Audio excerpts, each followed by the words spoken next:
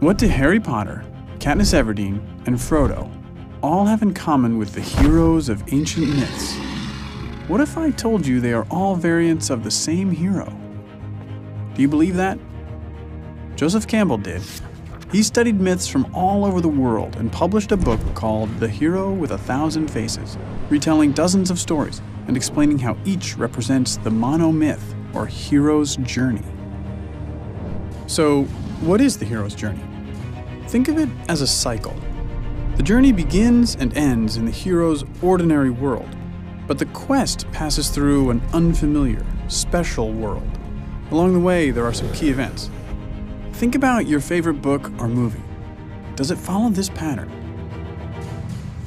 Status quo, that's where we start. 1 o'clock, call to adventure. The hero receives a mysterious message, an invitation, a challenge. 2 o'clock, assistance. The hero needs some help, probably from someone older, wiser. 3 o'clock, departure. The hero crosses the threshold from his normal, safe home and enters the special world and adventure. We're not in Kansas anymore. 4 o'clock, trials. Being a hero is hard work. Our hero solves a riddle, slays a monster, escapes from a trap. 5 o'clock, approach. It's time to face the biggest ordeal, the hero's worst fear. 6 o'clock, crisis.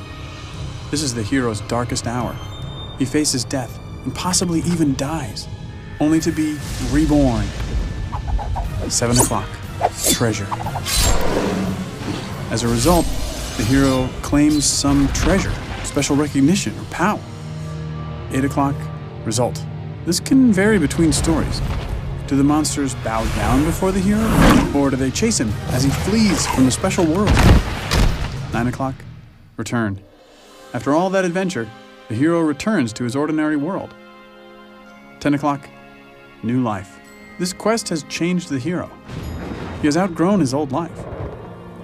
11 o'clock, resolution. All the tangled plot lines get straightened out. 12 o'clock, status quo, but upgraded to a new level. Nothing is quite the same once you're a hero. Many popular books and movies follow this ancient formula pretty closely. But let's see how well The Hunger Games fits the hero's journey template. When does Katniss Everdeen hear a call to adventure that gets the story moving? When her sister's name is called from the lottery. How about assistance? Is anyone going to help her on her adventure? Haymitch. What about departure? Does she leave her ordinary world? She gets on a train to the capital.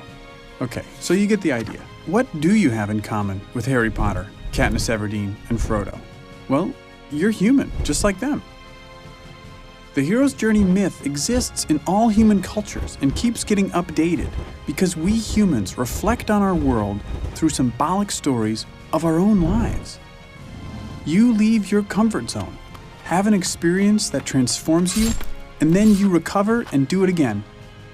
You don't literally slay dragons or fight Voldemort, but you face problems just as scary. Joseph Campbell said, "In the cave you fear to enter lies the treasure you seek." What is the symbolic cave you fear to enter? Auditions for the school play? Baseball tryouts? Love? Watch for this formula in books, movies, and TV shows you come across. You will certainly see it again, but also be sensitive to it in your own life. Listen for your call to adventure. Accept the challenge. Conquer your fear and claim the treasure you seek. And then, do it all over again.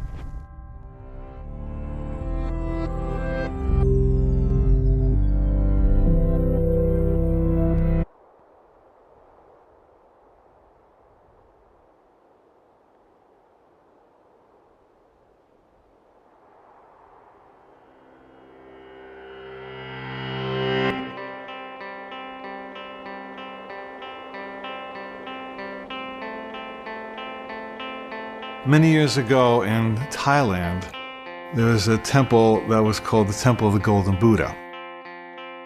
And there was a huge statue of a Golden Buddha.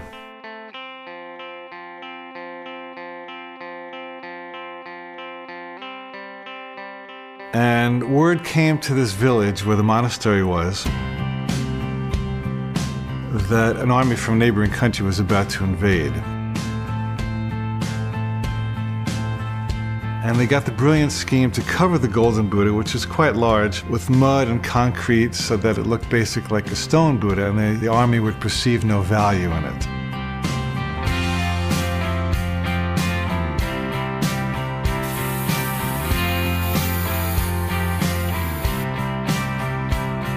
And sure enough, this army rolled in with its caissons and weapons. And as they passed by the monastery, they saw nothing but a big stone Buddha, and they had no reason to plunder it.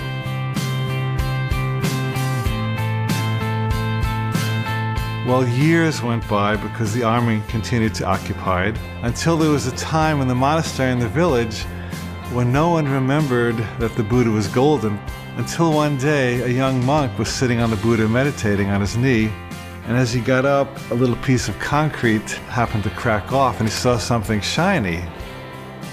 He realized there was gold under there. And so he ran to his fellow monks and said, "The Buddha's golden, the Buddha's golden." They all came out and they realized he was telling the truth, and they took their picks and hammers, and eventually they unearthed the golden Buddha.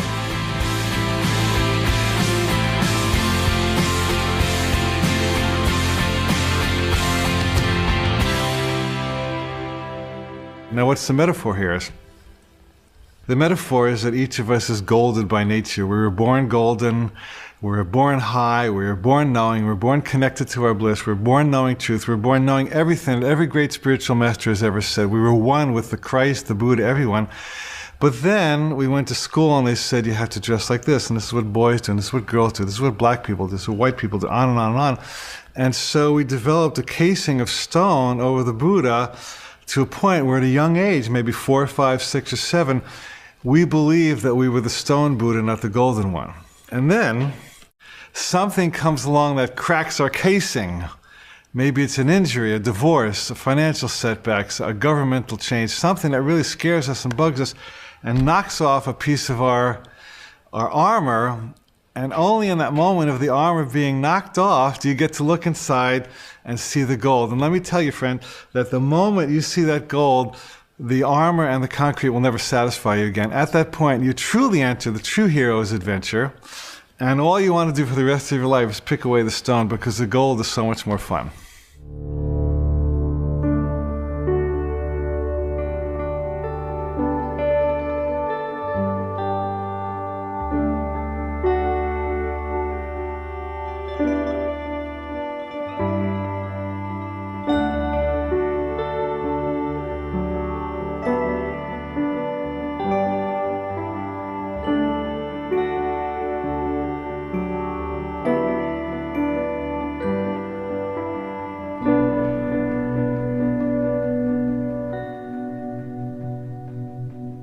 Who is Joseph Campbell and why should we care?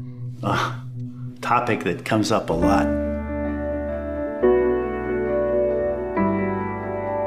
Joseph Campbell was one of the leading mythology experts of all time. Joseph Campbell is a philosopher,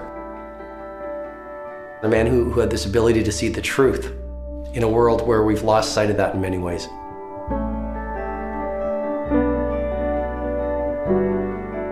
He studied all of these classical myth traditions, and he actually started by studying Native American mythology. He fell in love with it when he was a kid. This was his bliss. And he wound up studying the Aboriginal cultures. He studied Greek mythology. He studied Arthurian legend. He dissected and really diagrammed all of our stories. He compared the philosophies, the mythic stories of the whole world. All myths, all movies, all novels, all romances.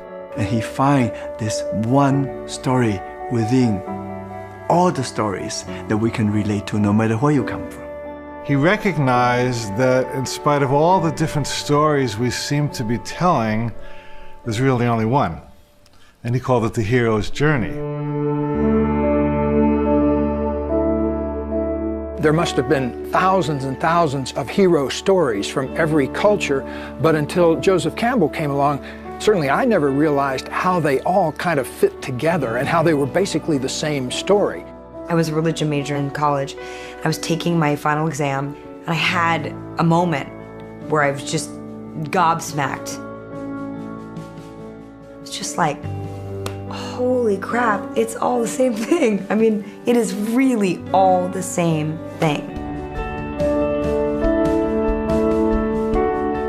The hero's journey is a pattern. You can almost think of it as an algorithm that has three basic parts: separation, initiation, and return. Separation. You are in one kind of a reality, in one kind of a place, you are separated from it. Initiation. You're put into another place where you are in some manner initiated. Return. You come back.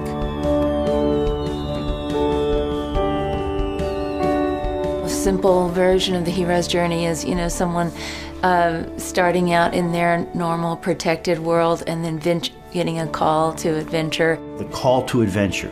There's a vision, there's a quest. It's the story of the hero enduring some trials. Various trials and ordeals. Meeting different obstacles along the way, people that hurt you, people that help you. Doors will open, as Campbell would say, for you where there are no doors for others. Dragons will appear that are your dragons alone. You get to like the innermost cave where you're really challenged, like the greatest crisis, and you find your true self. The achievement, the glory. But then that's not the end of it. That is to bring that back to the community. There's a return to tell the story. That is a heroic journey. Separation, initiation, return. All of the adventures of the human story are in there. All the heroes, all the villains, all the gods and goddesses, and all of the knights, and all of the fantastic creatures we can conjure up in animation, they're all in there, because they're all in here. Because they're all in here. This is where they come from. If you look at some of the greatest pieces of literature, the greatest works of philosophy, they all have what Joseph Campbell called the hero's journey. And if you look with a piercing eye, you can recognize his outline in just about any movie or story you would read. Star Wars, The Matrix, Harry Potter. Wizard of Oz. That's a classic story of a hero's journey. You first see Dorothy in her natural environment. And just like out here in regular life, a person is operating in their natural environment every day and living in their house and that kind of thing. And then something happens to shake that world up. And you go on a journey in which you have to face certain tests and challenges.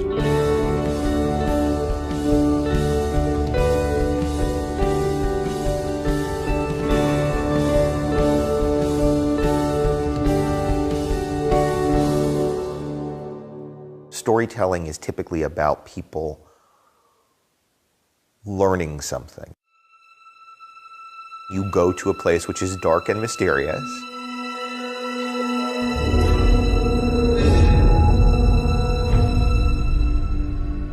You are faced with yourself.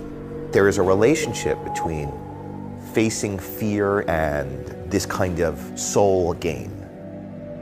You acquire a quality, a hidden strength, a value. Moments where somebody is tested, somebody moves to a place where it feels like a crisis point, and then they are restored, redeemed, made better through that trial. And we call them heroes.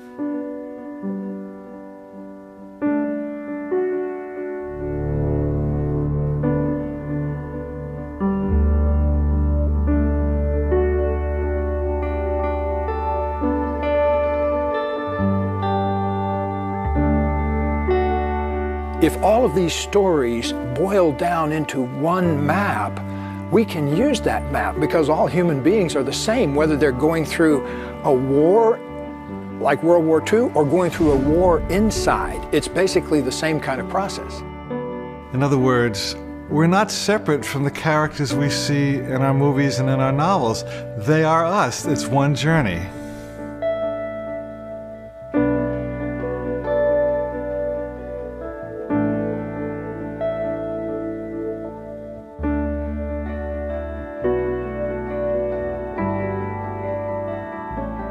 The whole idea of hero's journey, a journey of life, clear patterns to guide you through. You're born, you have a childhood, you have adolescence, and you try to find a place for you to become an adult. And you go through adventures. You struggle with your inner conflicts. And finally, you become a hero. You slay the dragons. You succeed in conquering all the demons, and you step over thresholds. And finally, you have arrived. We get old, we die, but within this short span, we have to have some meaning, some reason for this existence. It doesn't have to be high and mighty and fantastic. You can have a very simple life, still go through the similar pattern.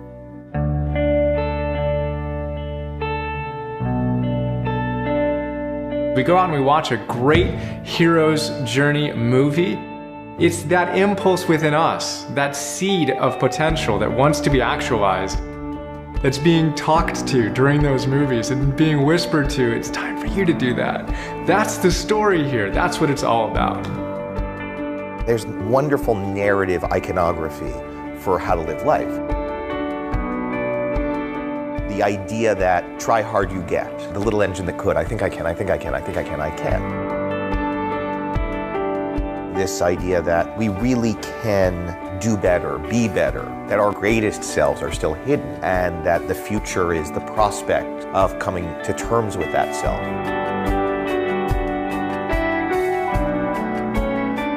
Dorothy had to confront her inner barriers. And so the journey she went on was not just a journey to find out how to deal with the Wicked Witch of the West. It was how to deal with her own inner resources, how to claim her own inner resources. And at the end of the movie, how did she get back home? Well, she clicked her heels together. So she had it all the time, the ability to get back home, but it didn't get mobilized for her until she went through all of those challenges and was able to kind of test herself. It's kind of the ordinary moving into the extraordinary. It's going through the dark to come out to the light. Going from an unsatisfying life to a satisfying life by pushing through the scariest things you could imagine.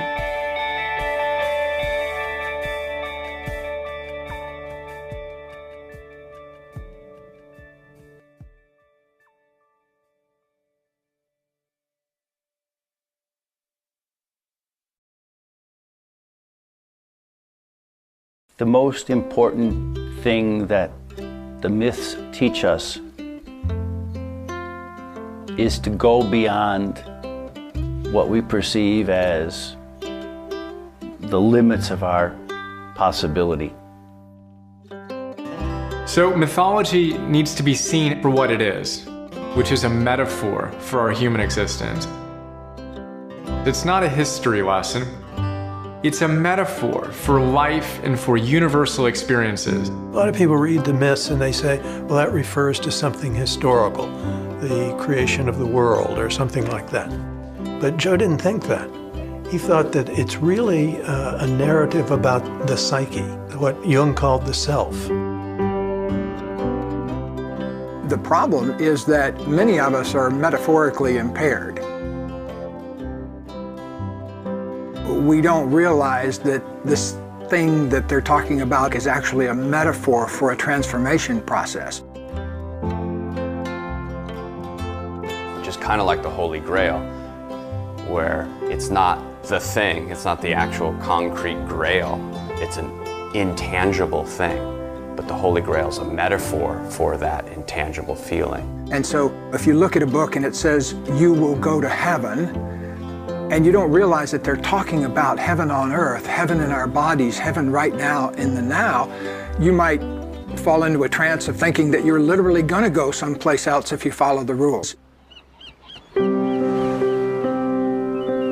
Having been brought up in a mythical culture, I was very familiar with the different motifs and themes that were encapsulated in, say, a mythical being.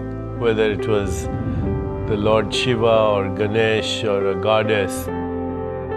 Just thinking the name of that person, the whole story was evoked. Carl Jung called these archetypes. Archetypes are primordial, encapsulated stories or mythologies, and they are in this form of a seed in consciousness. When you plant that seed in consciousness, that archetypal seed, that mythical journey, then that seed starts to sprout. And as it sprouts, the patterning forces create the situations, circumstances, events, and relationships for the unfolding of the story. It's better to have a story to look through at life than an explanation. The reason for that is the story is richer.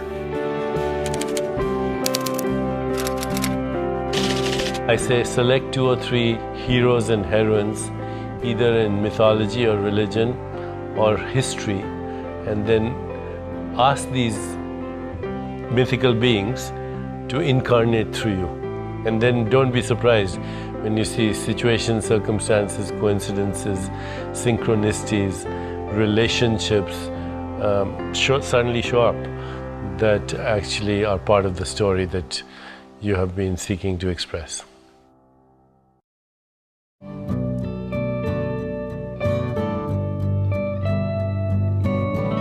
Once upon a time in the forest, there was this little tiger cub amongst a flock of sheep. And he ate grass, and he wandered around with the sheep.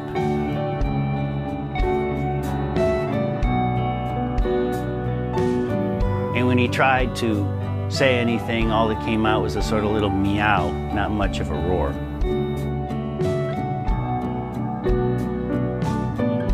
And one day, through the forest comes a large male tiger. And he's just about to pounce on the sheep, and he sees this tiger cub. And he says, "What are you doing here?" And the tiger cub goes, "Bah." Picks the tiger cub up by the scruff of the neck, and he carries him over to a pond, and he puts his face over it, and he says, "Look, see that face? You're not a sheep, you're a tiger." The male tiger says, "Okay, we need to do something." And he slays a sheep, and he grabs a big hunk of raw meat, and he shoves it in the little tiger's mouth.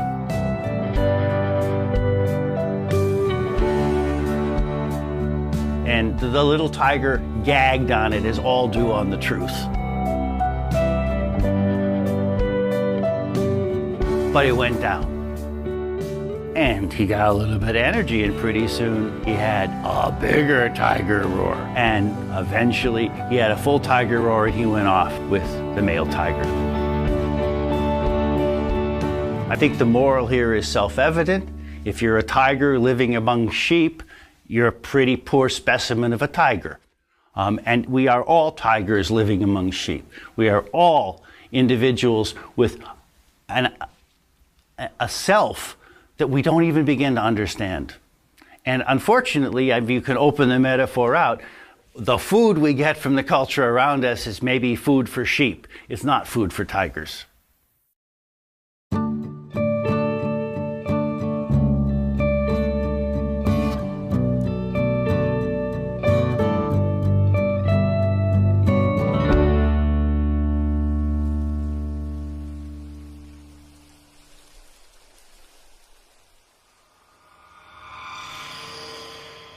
Have to catch at least the spark of what your life is going to be, or you may spend those dreary decades in corporate America climbing the ladder only to discover it's against the wrong wall. You get to the top, who cares? If this path of the hero's journey is fairly simple in design, why then is it that everybody isn't living it?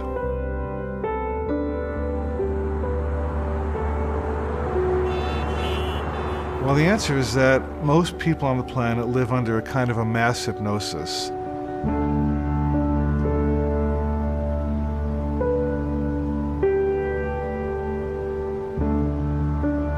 There's a tremendous pressure, even in the media, on really keeping people in their place, in the sense of keeping them happy, tranced out consumers. It's a trance of comfort. It's a trance of not sticking your head up above the crowd very much. That keeps the enterprise going. Most people think it's a luxury and a great privilege to stay home and look at their 800-inch television. If you just space out, you're not developing. We're stimulated by some images and some loud noise. It's about collecting things and stuff and making a lot of money and doing a lot of things, and it's impossible to enjoy that because you end up on that treadmill and you can't get off. And so most people, unfortunately, because they are so victimized by the environment, they have no time to think or be themselves. They become bundles of conditioned reflexes and nerves that are constantly being triggered by people and circumstance into very predictable outcomes and predictable patterns of behavior. There's no creativity.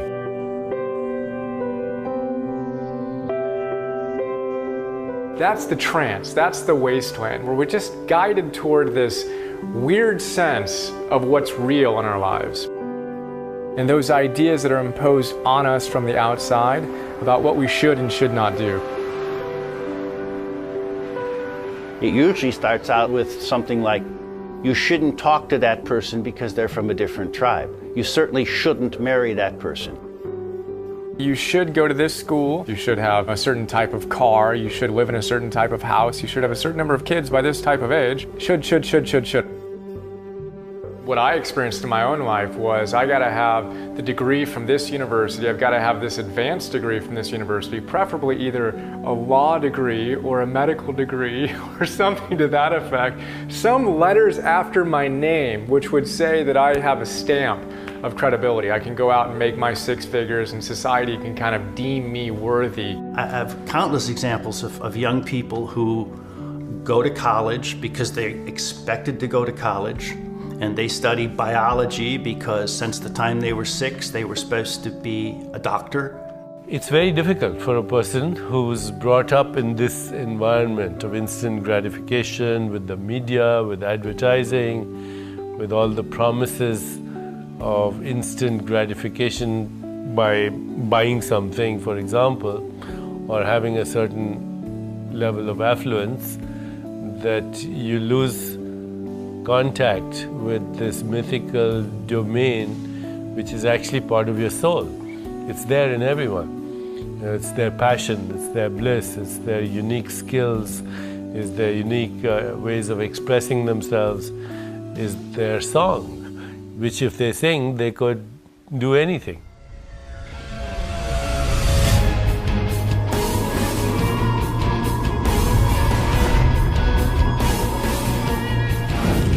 If you look at every heroic journey, the hero has been confronted with the fact that the world that they thought was reality was nothing more than illusion.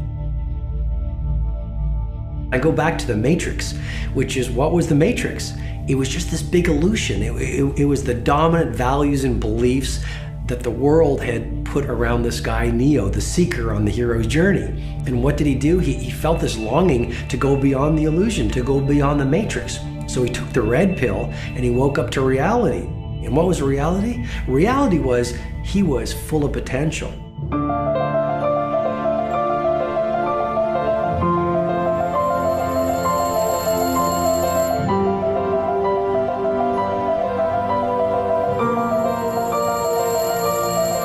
Separation begins with what we call the call to adventure.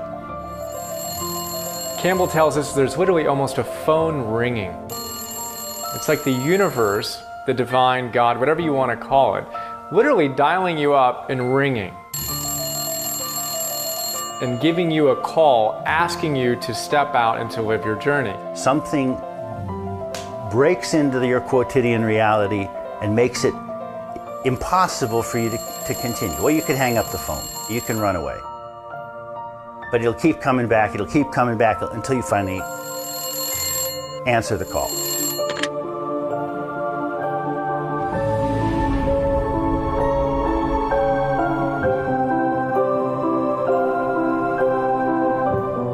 If you're not paying attention, the wake-up calls come in the form of a sledgehammer. You know, if you're paying attention, they might come in a tickle feather. So we don't always get the call as a choir of angels with trumpets singing to us beautifully one sunny morning. In Star Wars, Luke comes back, his house has been burnt down. He's got to go. Oftentimes it comes in the depth of our despair, in losing a job, getting fired, getting divorced, having your house foreclosed on. These things that you just would never want to have happen are often the exact things we need to catapult us, to catalyze us into that next version of ourselves. Bad things happen to good people. And when that happens to them, they typically are thrown for a loop because they frequently have felt everything's going along, I'm doing everything right. What happened? Well, you know, the universe just upended you. And it does do that. Chinese symbol for crisis are two symbols. The first one is danger, and the second one immediately is opportunity. So crisis is both danger and opportunity. This idea that if one storyline collapses, that's the end of the movie, is not true of human life and never was true of human life. I know people who've prospered in the most extraordinary way in the worst type of adversity. It's actually revealed something to them about themselves they didn't know, and that became the new journey they took. Let me put this into really practical 100-pound terms, because if the camera had been pointed at me when I was 24 years old, what it would have seen was a person who weighed 320 pounds. You would have seen me puffing on 2 or 3 packs of Marlboros a day, a relationship that I didn't want to be in, and I had a job I hated. Everything was wrong in my life. And so those are ripe moments for a wake-up call in life. You know, if you haven't been paying attention enough so that you end up with a job you hate, a relationship you don't want to be in, a body you don't like, and you're addicted to a bunch of things, you're ripe for a sledgehammer blow from the universe. And I got it. You step over a threshold, meaning you move from one world into another.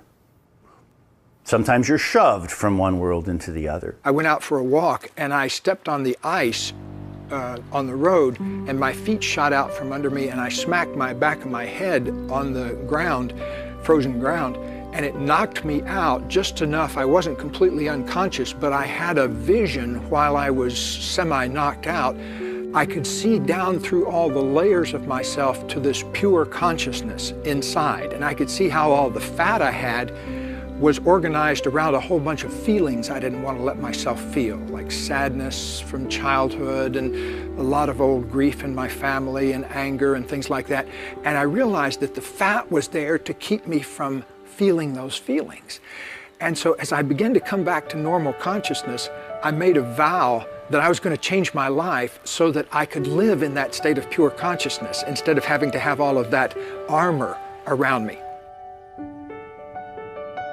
Once you make the decisions that Joseph Campbell is talking about really hearing the call and being willing to take on the challenges of that new awakened life, once you do that, you begin to feel a power that it's like nothing else I've ever experienced. And I think a lot of us are just plain old afraid of that.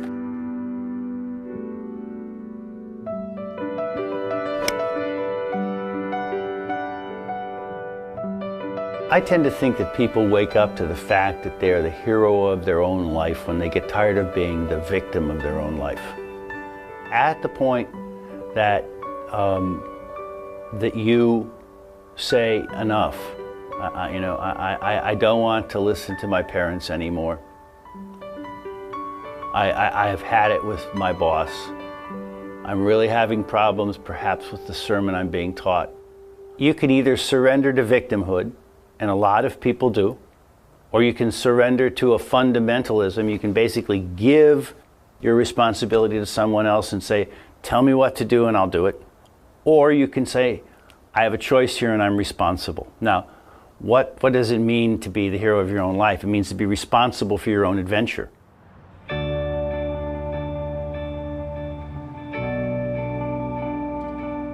Campbell talks about metaphorical death, where something dies so that something can live. And in every hero's journey, there's some death moment where some old has to go and some new has to stay. He quotes Nietzsche, and he says that the snake that cannot shed its skin must perish.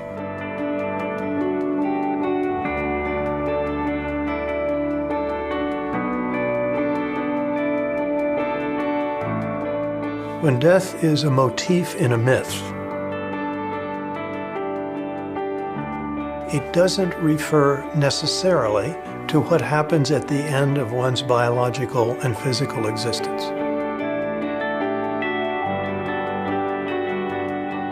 It's an indication that change is taking place.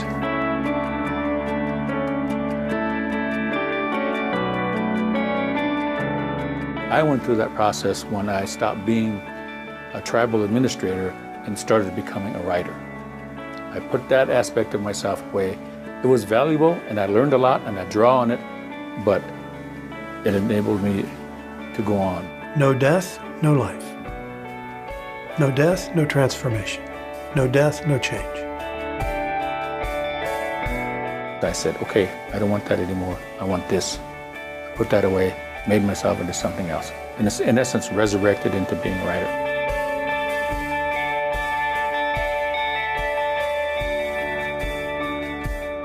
The whole key to blessing death is to recognizing that it's just a death of one old form that has played itself out and has no use anymore, which always, as the phoenix rises, and gives way to some new form that has new intrinsic meaning and makes your life even bigger and better.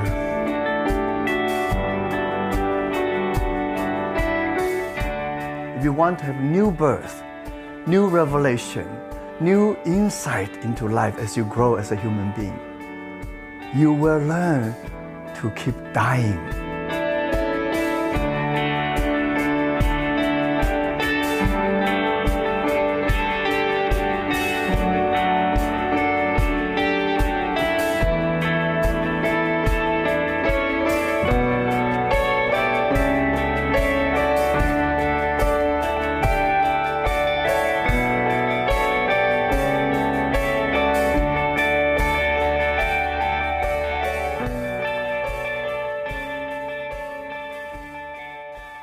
I think it's tricky to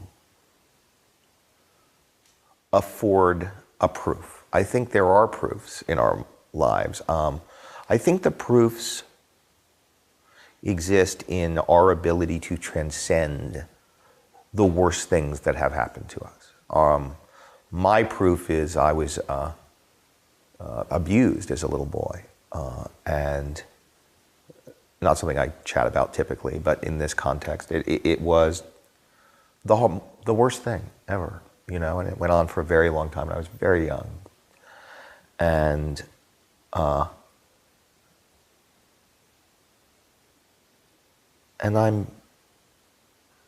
who I am in part because I had to face that, because I had to wrestle with that, because I had to accept that and acknowledge that and forgive and all the terribly difficult things that come with that. I had to tell my parents. I had to, you know, it's this, you know, and by the way, it's one of these things that you work with for the rest of your life. But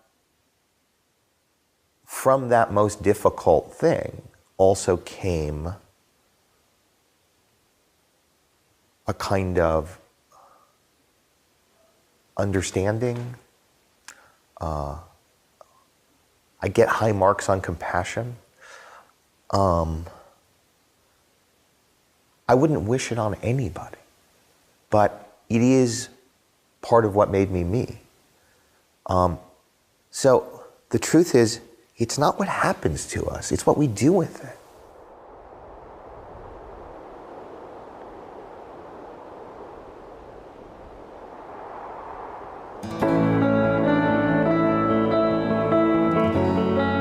The forest represents the darkness, the unknown, the edge of your world.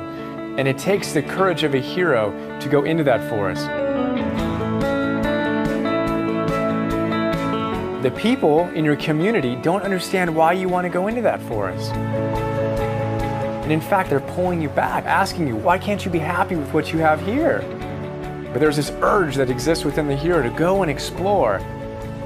Joseph often used the Knights of the Round Table when they behold the golden chalice. There's a story with King Arthur and his knights.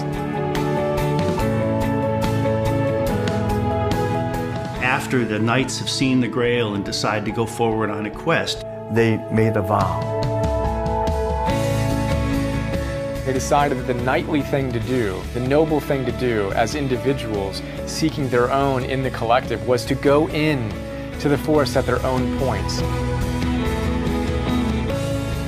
Each knight enters the forest where it was darkest and there was no path. They cannot follow other people. They have to go in, find their own entry into the dark forest. And Campbell makes it really clear, if you go into the forest where there's already a trail, that's the one sure sign that you're not on your path. Because if they follow somebody else's entry, it's somebody else's path. That's not going into the forest. That's not initiation. You need to find your own path, and that kind of comes from that impulse within to go out and really discover who you are, beyond just the narrow confines of how you've been conditioned, what you've been told to do, and go out and explore for yourself what your truth is and how you can go out and rock it.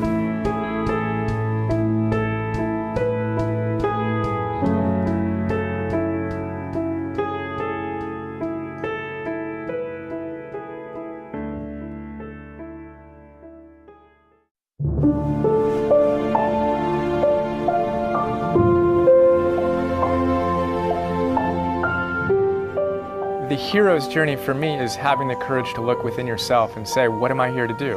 What am I most passionate about in my life? What are my greatest gifts? How do I give them to the world? And Joseph Campbell captured it with the phrase, follow your bliss.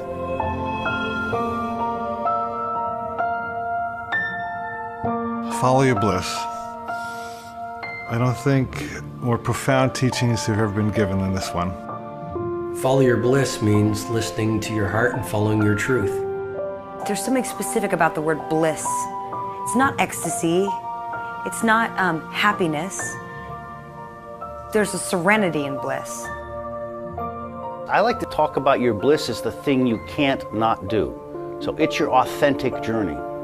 I'd heard follow your bliss, but I didn't know where it came from.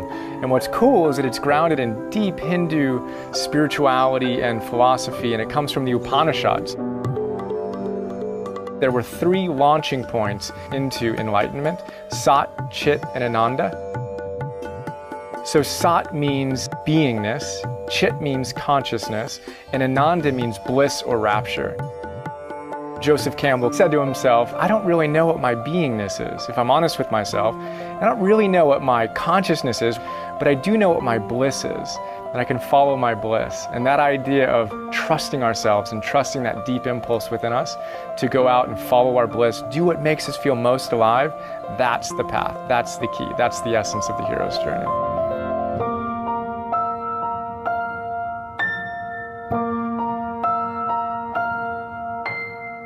Follow your bliss does not mean get addicted to pleasure.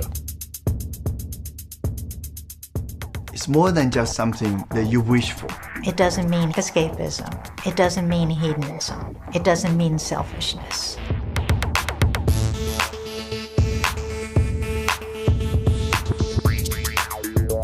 It doesn't mean listening only to sensory pleasures like having sex with anybody you look at or sticking up a candy store if you want candy.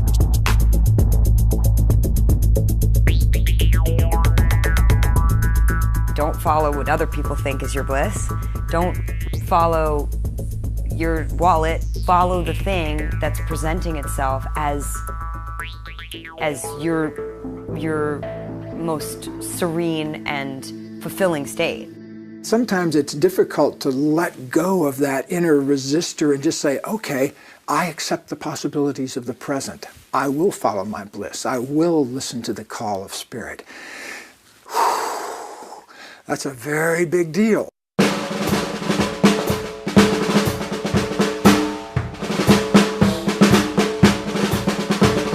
Daddy said, what do you want to do? I said, I need to leave school. I'm never going to learn anything. I'm not going to university. I said, I want to play drums.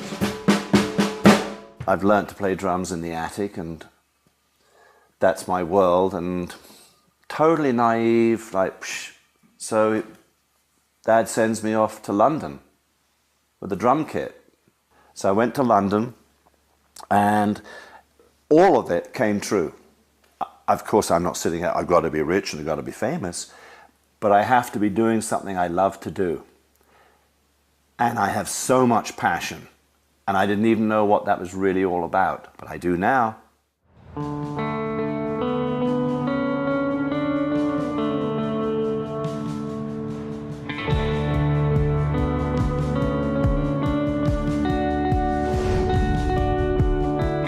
How do we find our bliss? This is what everybody is asking.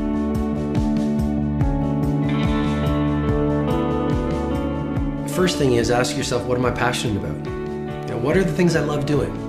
What are the activities when I engage them it feels like hours go by in minutes? That's one big clue about what your bliss is. What I say is, find out what you most love to do, and then do more of that thing. Ask yourself right now, what was it that made me different as a child? What set me apart? What caused me to cry at night in my pillow because I didn't fit in with the in crowd?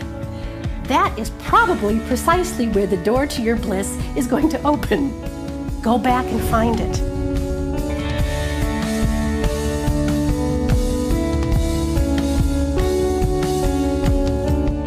Let's say you never had to think about money, and you never had to think about time. If you had all the money in the world and all the time in the world, how would you express yourself, and how would that benefit the ecosystem, the larger web of being? We have to find a way of reflecting on those experiences we've had that engaged us and where we became lost and totally absorbed in them. So for some people, a way to do that might be to write these things down. Others don't think like that. They don't like to use words all the time, so maybe collect some images, you know, cut some images from magazines, collect music that's always inspired you. But some way to bypass that outer barrier to your own sense of energy. It's not about being successful. It's not about feeding your family. Write some bad poetry. Do something that gives you that moment.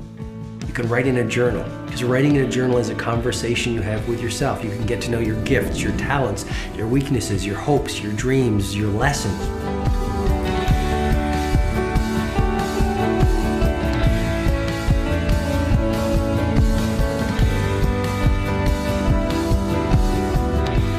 Joseph Campbell always gave the same advice to his students graduating Sarah Lawrence. Don't do what Daddy says, because Daddy has one interest in mind for you, and that's your security. And if you bargain away your life for security now, you will never find your bliss. I started skating because my older brother was into it, and I enjoyed it, but I didn't take it that seriously until the first time I went to the skate park and I saw these guys literally flying out of empty swimming pools.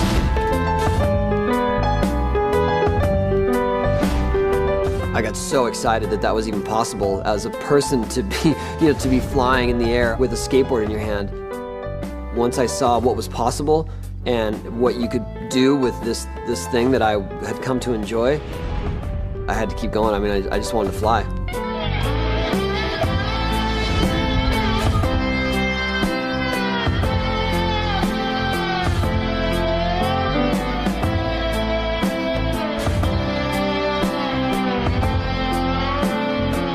I think it's really important to do things that make you happy, and I know that sounds very obvious, and some of the viewers might say, well, now let's hold hands and sing Kumbaya, but when you look at every great inventor, every great business person, every great scientist, you look at these people who have gotten to the so-called mountaintop, and almost every single one of them to a person didn't do it for the money.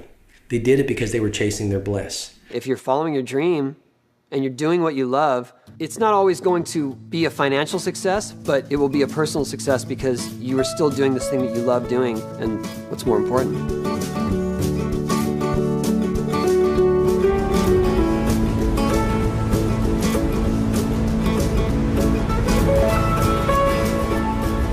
I would describe my discovery of surfing exposure.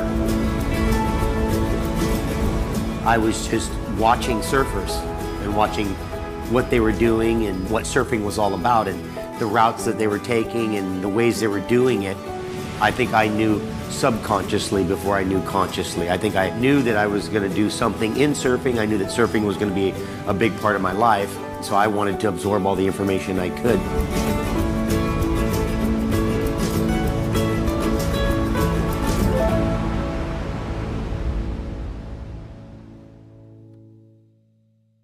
Just because you don't know what the call on your life is right now doesn't mean play ostrich and stick your head in the sand and say, well, just because I don't know it, I guess I shouldn't move towards anything. The very fact that you're looking for your bliss means that you're in the process of getting to your bliss. I mean, part of life and part of the whole journey is exploration. Human resources are often buried very deep. We don't know they're there. And we don't know they're there often because we don't look for them. We don't take the journey. Some people found them, and many people have not found them. And because they've not found their talents, they think they don't have any. I believe passionately that we all have deep talents. Go looking. Try things you've never done before. If there are things you wish you'd done, but you never did, well, why didn't you? Go and do it. Try. If you always go the same route to work, take some different route. If there are people you never speak to, go and speak to them. At least put yourself out there. But don't anticipate what you'll find. Put yourself in uncomfortable situations at least every 7 days. If at least every 7 days people aren't laughing at you or scratching their heads, wondering why you're dreaming so big or doing what you're doing or have such a fierce resolve to achieving your goals, then I don't think you're stretching enough. And ultimately, we grow the most through the things that stretch us the most.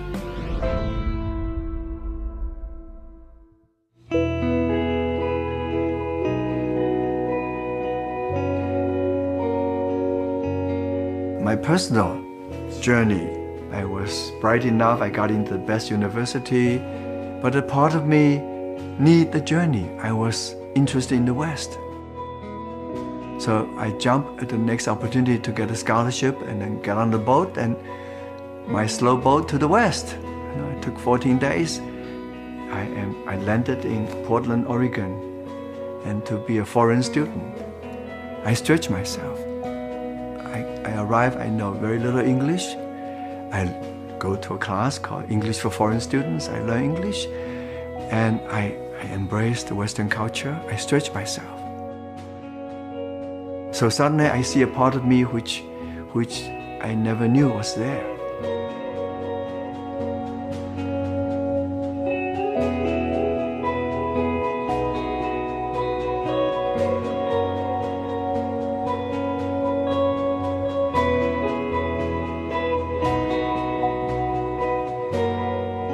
One of Joe's most beloved quotes about bliss is that when you follow your bliss, the universe will open doors where there were only walls. It's a wonderful image. And in fact, a lot of people's experience is so like this. You feel like you're beating your head against a brick wall. And then suddenly you shift just a tad, and lo and behold, there's a passage that opens up.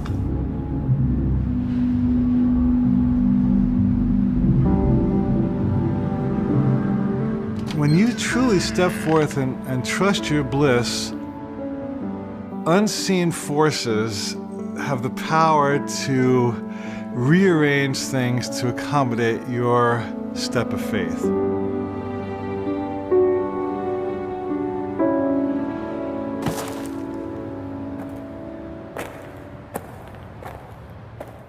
I took that Robert McKee course, and I thought, well, that's not that hard. And I wrote a screenplay, and I sent it to a friend of mine who was somebody's assistant who left it on his desk, and some other agent wandered by and picked it up and read it and said, oh, this is good. And so then my friend went, oh, shit, and he ran to his boss, and he said, you should read this because that guy over there who's a junior agent liked it, and his boss was a senior agent, and then I got a phone call. And it was fantastic. It was the greatest thing ever. And so it seems like I sold the first screenplay I ever wrote. But the truth is, I kept writing till I got lucky. If I stopped writing, I would never have gotten lucky. There was no luck coming to my house going, hey, here's a book deal. Hey, we want to buy that screenplay that you haven't written. You know, you just keep doing it, and eventually you're likely to get lucky. Why do most people not follow their bliss? One word, fear, right? We're literally overwhelmed by fear, and primarily we're overwhelmed by the fear of what other people will think of us. Campbell says that what will they think of me must be put aside for bliss. One of the biggest inhibitors to following our bliss is what will they think of me? Am I going to look like an idiot if I follow my bliss and I fail? Am I going to look like a fool? All these different questions come into our mind. Your friends and family, who can be very well-meaning, but really will collude with you to create a story that it's hard for you to get out of. For example, don't do music, you won't be a musician. There's no point trying to be a dancer because you'll never make a living doing that. I think that's the first step to the journey. They're the demons we often have to face down. We are each our own greatest inhibitors. And so people can say, oh yeah, this guy's holding me back, or this situation, but really you're holding yourself back. You're deciding, hey, I don't want to look bad in front of those guys, or I don't want those guys to say some bad things about me, so I'm not going to do that. Who made that decision? You. I'm not going to do that. It means you've decided.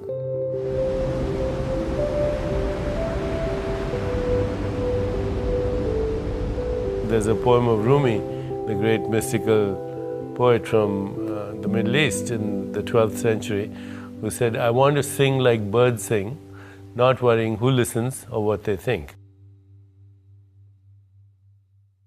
But if you can do that, then you can achieve the impossible.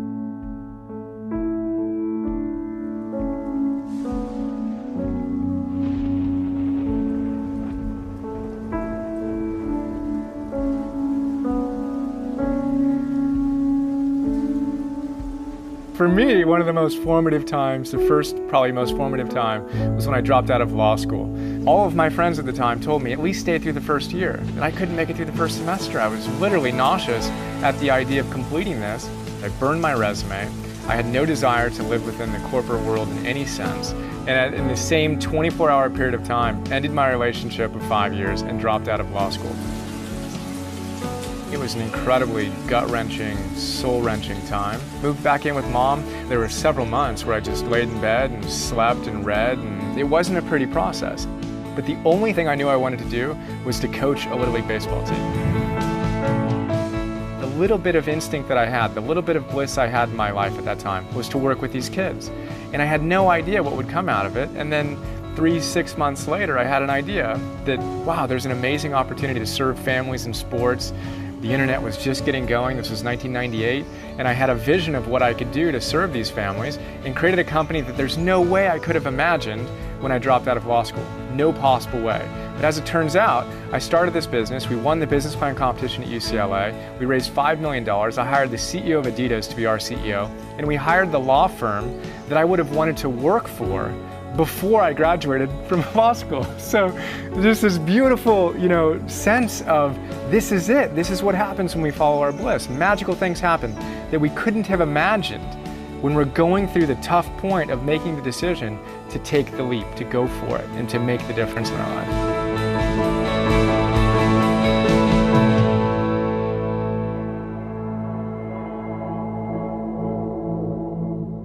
There are two roads in life. The red road and the black road.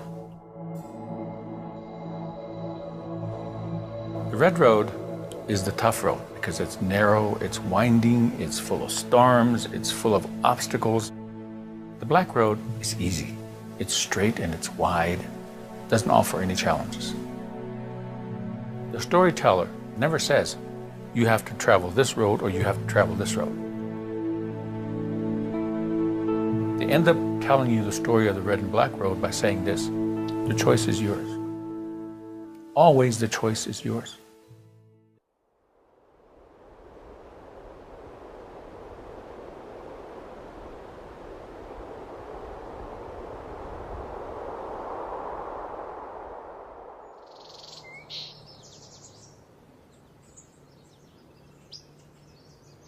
living this spontaneous life with my father, the bond and the passions that my father shared with me.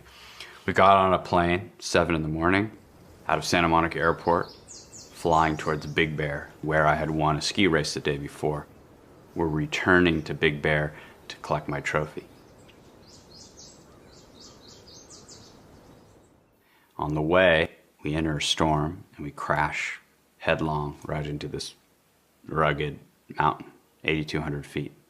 That's the level we crashed. I woke up. Our bodies were sprawled in this 45-degree icy chute. It was a blizzard. It was hard to find everybody. It took me about half hour, 45 minutes to piece everybody where they were. My dad's girlfriend, Sandra, was still alive. My dad was hunched over, and it was unclear whether he was dead or just so knocked out that he, sort of like comatose or something. I just told myself that he was knocked out. At a certain point, I had to admit that he wasn't going to be able to help me anymore, that I was on my own. Sandra and I took shelter under a wing. Many things happened. Eventually, we started down this initial icy chute. She slipped and was killed. An hour later, I came across her body. I covered her with twigs and leaves and stuff, even though I knew she was dead pretty much. But her eyes were open, so it was confusing for me at that age. I was 11. And then I continued down, and varied terrain and all kinds of things happened. I got stuck in snow. I had to get through little creek gulches and broken rock and ice, and I just wanted it to go away. More than anything in the world, I wanted that pain to go away. Now, had I not gone in there and seen that thing I feared the most, I would not have learned to sort of find the gem and the treasure of pain, those answers that were there for me. And had I not faced that pain, had I not gone and stared in the eyes of the thing I feared most, that I wanted to run through most, I would not be here now with this book, which is really, besides having a kid, the most satisfying experience of my life.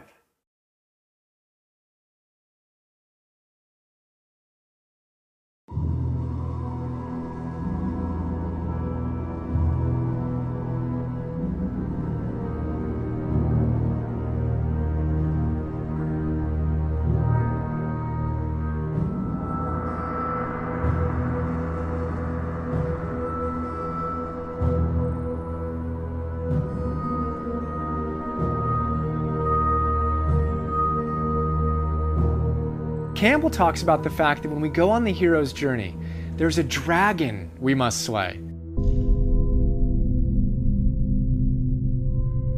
Now, a dragon is the most challenging, fierce creature that can ever be created in mythology.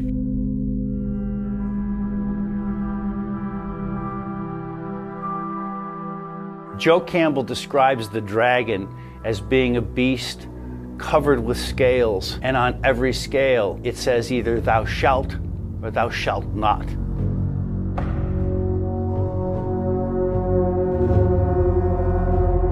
So this beast is a construction of all of the rules, regulations, social obligations, cultural accretions that have made you feel that you either have to or can't do certain things.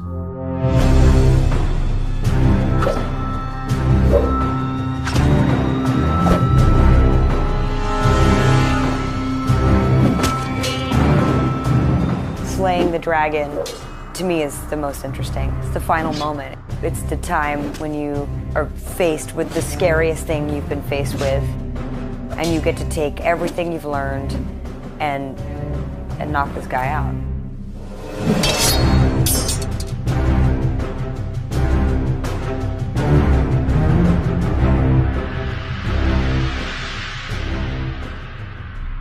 If you were to ask me, what's the one thing that keeps people from their mountaintops? What's the one thing that keeps people small rather than allowing them to present their genius to the world? It's their fears, or as Joseph Campbell says, it's their dragons. Fear is anything that gets in you. It's a beast, it's a monster. Fear is, what we face every day. We fear that we're going to be rejected, that we're going to be, no one's going to return our phone call, that no one's going to like what we made or what we did or what we said. Fear that is unfaced has a tendency to creep. It moves through your experiences. It starts to toxify your perceptions. You become scared. Love is what we're born with, and fear is what we learn. And I think there's a great truth in that. I remember when I decided I wanted to do a full loop ramp, and I had this idea. I knew it was physically possible. I mean, you do it with Hot Wheels, you can do it with a skateboard, right? And so I presented the idea to my sponsor at the time, and I said, hey, I think I could do this. And they said, that sounds awesome, let's build a ramp. And I designed the ramp. And all this was on paper, and it was my idea, and I'll never forget driving up and seeing it, and this wave of fear just crashed over me, like, oh my, are you serious? Like, I made a loop, I'm really gonna, and I'm the only one that's even volunteering to do it, and at that point I felt like there was so much at stake to not do it. Because at the time, no one was building extravagant ramps. No one really had money to do that kind of thing. And there it was, and I was like, and I just had to sort of internalize and say, okay, you keep telling yourself this is possible, this is the time, we gotta make this happen. And little by little, I figured it out, but I took some heavy, heavy hits that day.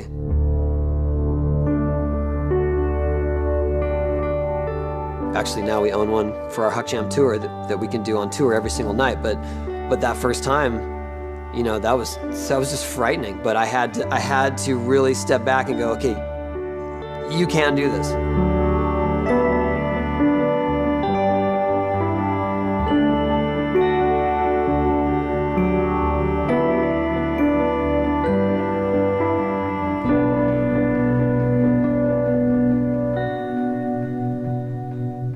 Fear is a very interesting thing. First of all, we need to realize that fear is an inherent part of the human experience. But it's not about getting rid of fear. Where's it going to go? There's nowhere for it to go. The issue is to have courage, to move forward in spite of the fear you feel. The courage is not a lack of fear. The courage is dealing with your fear. Nobody would ever be described as courageous who didn't confront their own fear. That's not courage at all. It's just doing something that you find relatively unchallenging. Courage is when you know what to do and you do it. And lack of courage is when you know what to do and you don't do it. Courage is the ability to get up after you've fallen and try again. Exploring the unknown and trying stuff that maybe people have thought was impossible. It's just like a muscle. If you want to get strong, or you want to run a triathlon or run a marathon or do whatever you want to do physically, you need to train. You need to get stronger. Courage is exactly the same thing. Think of it like Courage Gym. You've got to consistently go up to your fears and go one step past them, one step past them. And you'll find that your comfort zone expands each time you do that. Things that used to freak you out won't freak you out as much. And now you have the tools, you have the strength, literally, to lift more in your life as you face your fears more and more authentically. There is some power monsters get by being darkened in the closet. And there is some diminishment by facing them head on.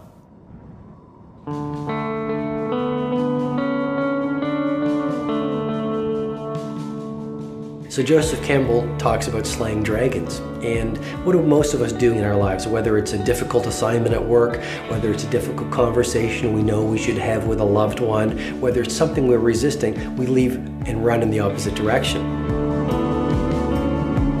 Rather than running away, we should go closer to it, because once we can see our fears, the death of the fear becomes certain.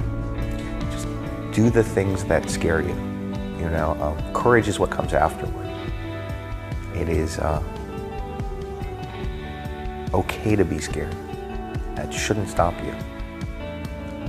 It's a healthy warning, but it shouldn't stop you.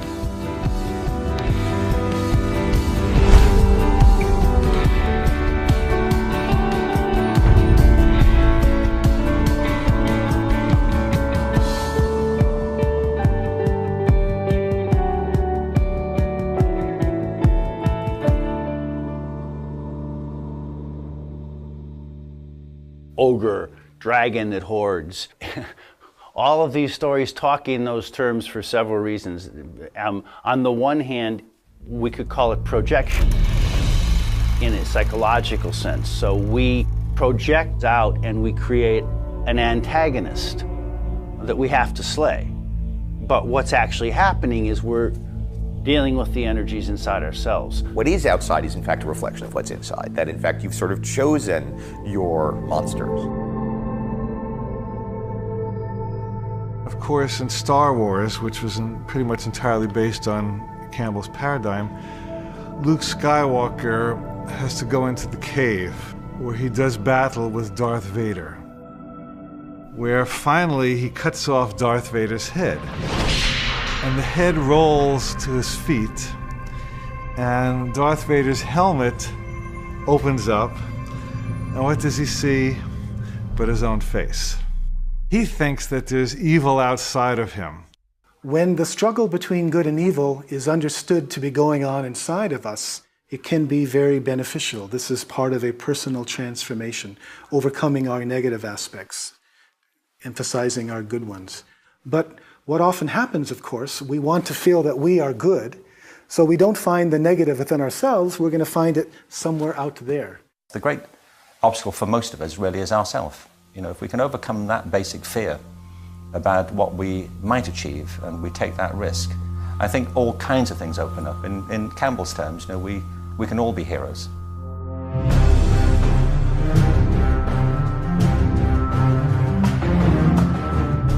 The hero encounters these obstacles and flails at them. And that's how we react when we find ourselves in a situation where we have that kind of cognitive dissonance. How do I get out of it? Well, first thing is you have to surrender. You have to stop fighting it.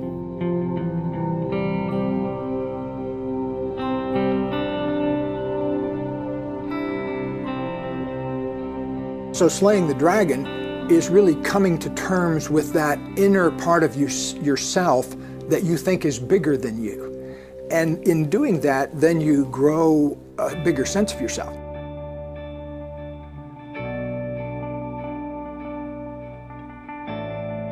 However, I think that it's loving your dragon that's the much more efficient thing to do, and it also feels a lot better.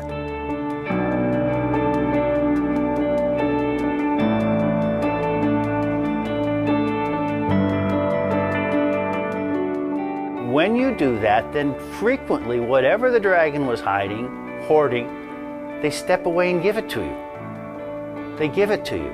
Because what are you fighting? You're fighting yourself.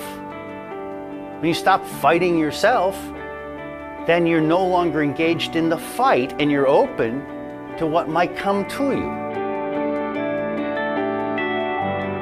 There's always a gift in battling demons and overcoming them, because that's what our soul's journey is about. It's about facing fear and growing beyond it. And as we overcome our fears, we gain power. If we look at our lives, the best, most rewarding moments have come after a struggle.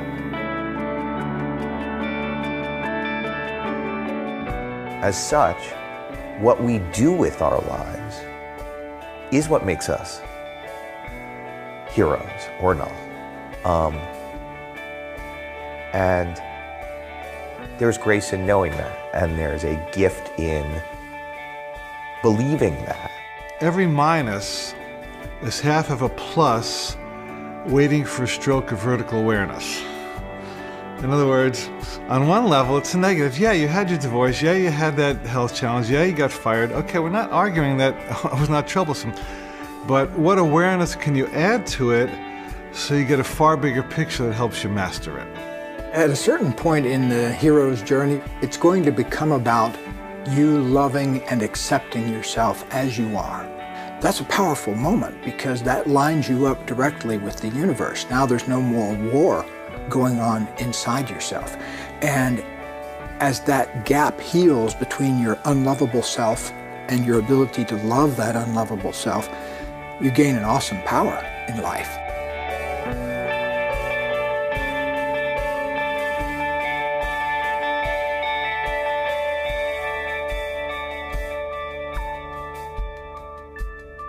The way we think of time is as linear.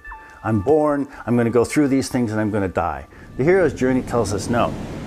You're going to go here, you're going to have this adventure, and you're going to come back. And guess what? You're going to be right back where you were. Now you're going to go over here and have this adventure, and you come back. You're going to go here, you're going to have this adventure, and you're going to come back. And guess what? You're going to be right back where you were. Now you're going to go over here and have this adventure, and you come back. And guess what? You're right here. What did you bring back? What the hero brings back is a story. Gilgamesh, for example, the Gilgamesh epic. He went out and he looked for the plant of immortality. He went through all kinds of trials with the feminine, with the monster, and so on. But he finally swam to the bottom of the sea and got the plant of immortality. He came up on the shore and put it down. While he was bathing, the serpent came and got the plant of immortality. But he went home to Uruk anyway, and he had this story to tell. For Gilgamesh, there was no concrete, objective thing, widget to give to the community. No gold, no treasure, and so on. The story of getting the treasure is the treasure. And so, the giving of the story is the invitation for other people to make the same journey. That's why it's a circle. It never ends. I love that idea that there's a circle, and the circle needs to be closed. And the way to close the circle is to come back, return with something different than you started with, and to share that. And that to me is like a perfect hero's journey. That's the ultimate end to the hero's journey. It's not slaying the dragon, it's not beating the bad guy. It's giving back the essence of that journey. What's life about? How can I make a difference, and who can I make a difference to and for? And then it gets real easy. Hey, can I get a shirt? Oh yeah, here's a shirt.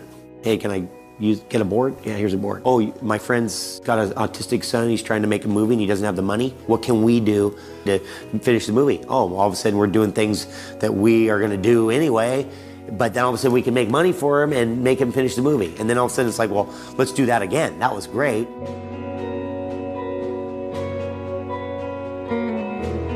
When I found this success in skating that I never dreamed possible, the first thing I wanted to do was to try to help kids get a facility, and that was the first thing I did. I started a foundation for public skate parks.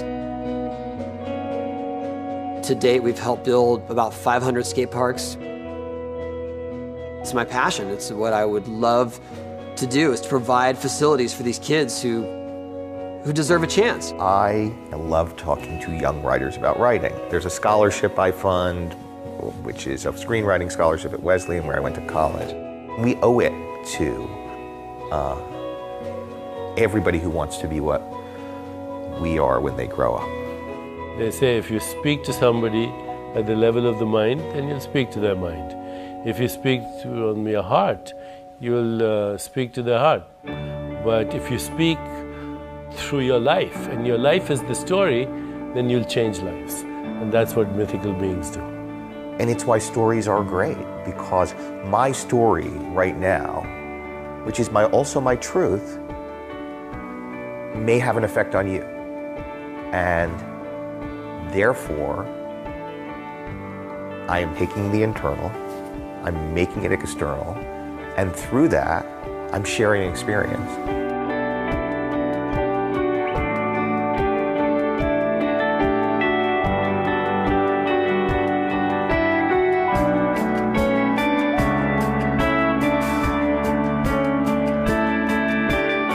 No matter how long you get to live, life is ultimately very short. And before all of us know it, we're going to be dust.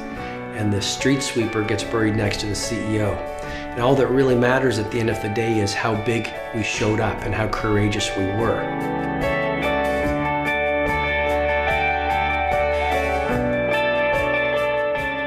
And I think when we are on our deathbeds, what fills our heart with the greatest regret is not all the risks we took, and not all the opportunities we seized, and not all the times we went out on a limb and looked silly. What fills our heart with regret at the end of our lives are all the risks we didn't take and all the opportunities we didn't seize. And it's really all you got to do to get to the next step. I believe we all have it in us to think to ourselves, I can't give up. That choice to not give up is a story you're telling yourself that makes you feel immortal, that makes you feel like you can overcome anything, that makes you feel transcendent. And that's all we got.